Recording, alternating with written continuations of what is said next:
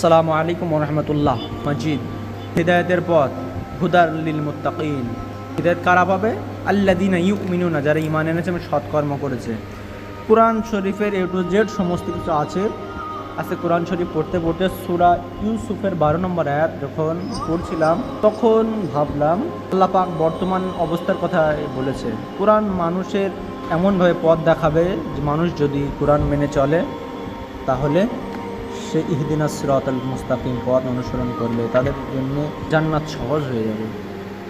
সূরা ইউসুফের ভিতরে আল্লাহ সুবহানাহু ওয়া তাআলা বলছেন, মানুষ যখন সূরা ইউসুফের 12 নম্বর আয়াতে মানুষ যখন বিপদে বা কষ্টে সম্মুখীন হয় তখন আল্লাহ সুবহানাহু ওয়া তাআলাকে ডাকে। আল্লাহ সুবহানাহু ওয়া তাআলা যখন তাদের সেই কাজ থেকে রক্ষা করে দেয় বা সেই কাজ থেকে আল্লাহ সুবহানাহু ওয়া তাআলা যখন তাদেরকে উদ্ধার করার পর তারা এমনভাবে আবার চলাফেরা করে আগের মতন, যারা আল্লাহকে জানেইনি বা চেনেইনি।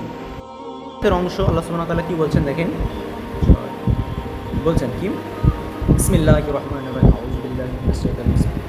ওয়া ইযা মাসাল ইনসানা দুররু দাআনা লিজামবিহি আও কাইদাতান আও কাইমান ফালাম্মা কাশাফনা আনহুম দুররাহু মাররা কাআল্লাম ইয়াদউনা ইলা দুররিম মাসসাহু কাযালিকা যুয়িনা লিল মুসরিফিনা মা কানু ইয়ামালুন। কি বলছে?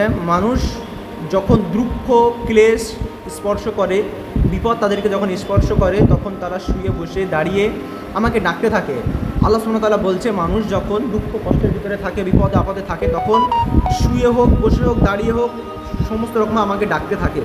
অতঃপর যখন আমি তাদেরকে দুঃখ ক্লেশ দূর করে দিই, সেই বিপদ থেকে আল্লাহ যখন তাদের মুক্তি দেয়, তখন সে এমনভাবে চলে যায় মনে হয় যেন তাকে দুঃখ ক্লেশ স্পর্শ করার কারণে সে আমাকে কখনো ডাকেইনি।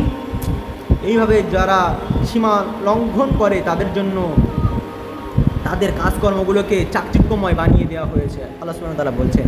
ঠিক পরে আল্লাহ কি বলছেন?